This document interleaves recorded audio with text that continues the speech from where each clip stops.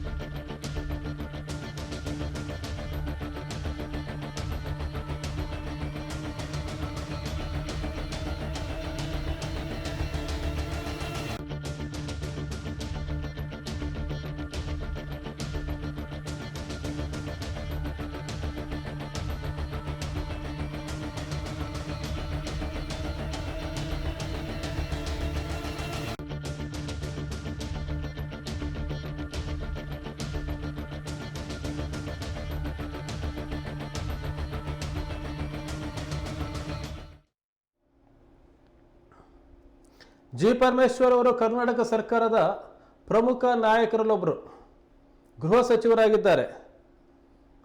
ಒಂದು ರೀತಿಯಲ್ಲಿ ಕರ್ನಾಟಕ ಸರ್ಕಾರದಲ್ಲಿ ಇವರು ನಂಬರ್ 3.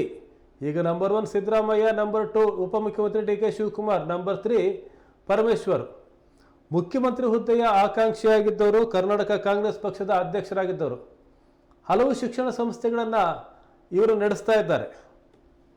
ಈಗ ಇವರ ಒಡೆತನದ ಶಿಕ್ಷಣ ಸಂಸ್ಥೆಗಳ ಮೇಲೆ ಎನ್ಫೋರ್ಸ್ಮೆಂಟ್ ಬ್ಯೂರೋ ದಾಳಿ ಮಾಡಿದೆ, ದಾಖಲೆಗಳ ಪರಿಶೀಲನೆ ಮಾಡಿದೆ. ವಿರೋಧ ಪಕ್ಷದವರು ಆರೋಪಿಸ್ತಾ ಇರೋದೇನಂತಂದರೆ, ಈಗೇನು ರನ್ಯಾರಾವ್ ಬಂಗಾರವನ್ನು ತೆಗೆದುಕೊಂಡು ಬರ್ತಾ ಇದ್ರು, ಆ ರನ್ಯಾರಾವ್ ಅವರು ತಂದಂಥ ಬಂಗಾರ ಮತ್ತು ಆ ಪ್ರಕರಣದಲ್ಲಿ ಗೃಹ ಸಚಿವರ ಪಾಲಿದೆ, ಅವರು ಸಹ ಇದರಲ್ಲಿ ಭಾಗಿ ಅಂತ ಆರೋಪ ಮಾಡ್ತಿದ್ದಾರೆ. ಮತ್ತು ಇಡಿ ದಾಳಿಯನ್ನು ರನ್ಯಾರಾವ್ ಪ್ರಕರಣಕ್ಕೆ ಲಿಂಕ್ ಮಾಡ್ತಾ ಇದ್ದಾರೆ.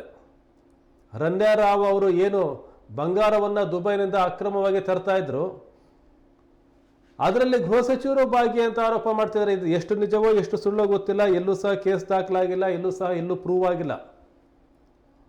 ಆದರೆ ವಿರೋಧ ಪಕ್ಷದವರು ಹೇಳ್ತಿರೋದು ಈ ಕಾರಣವನ್ನು. ಆದರೆ ಸಿದ್ಧಾರ್ಥ ಶಿಕ್ಷಣ ಸಂಸ್ಥೆಗಳ ಮೇಲೆ ಎನ್ಫೋರ್ಸ್ಮೆಂಟ್ ಬ್ಯೂರೋ ದಾಳಿ ನಡೆದಿರೋದು ಇದೇ ಮೊದಲಲ್ಲ, ಈ ಹಿಂದೆಯೂ ಸಹ ದಾಳಿ ನಡೆದಿತ್ತು. ಆ ಸಂದರ್ಭದಲ್ಲೂ ದಾಖಲೆಗಳ ಪರಿಶೀಲನೆ ಆಗಿತ್ತು.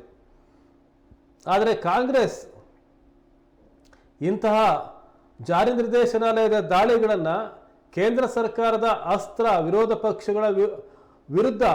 ಪಕ್ಷಗಳ ಬಾಯಿ ಮುಚ್ಚಿಸ್ಲಿಕ್ಕಾಗಿ ಕೇಂದ್ರ ಸರ್ಕಾರ ಬಳಸ್ಕೊಳ್ತಾರೋ ಅಸ್ತ್ರ ಅಂಥೇಳಿ ಆರೋಪ ಮಾಡ್ತಾ ಇದೆ. ಈ ಹಿಂದೆ ಜಿ ಪರಮೇಶ್ವರ್ ಅವರ ಇದೇ ಶಿಕ್ಷಣ ಸಂಸ್ಥೆಗಳ ಮೇಲೆ ದಾಳಿ ನಡೆದಾಗ ಏನೂ ಸಿಕ್ಕಿಲ್ಲ, ಕೇಸ್ ದಾಖಲಾಗಿಲ್ಲ. ಈಗ ಮತ್ತೆ ಯಾಕೆ ದಾಳಿ ಮಾಡ್ತಾರೆ?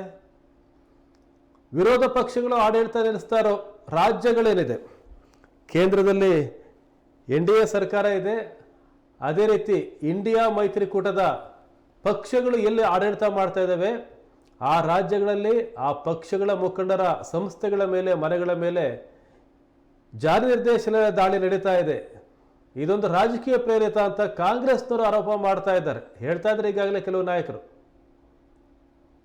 ಸದ್ಯದ ಸುದ್ದಿ ಅಂತಂದರೆ, ಜಿ ಪರಮೇಶ್ವರ್ ಅವರ ಒಡೆತನದ ಸಿದ್ಧಾರ್ಥ ಶಿಕ್ಷಣ ಸಂಸ್ಥೆಯ ಹಲವು ಕಾಲೇಜುಗಳ ಮೇಲೆ, ಸಂಸ್ಥೆಗಳ ಮೇಲೆ ಈಗ ಜಾರಿ ನಿರ್ದೇಶನಾಲಯ ದಾಳಿ ಮಾಡಿ ಪರಿಶೀಲನೆ ನಡೆಸಿದೆ ಅನ್ನೋದು.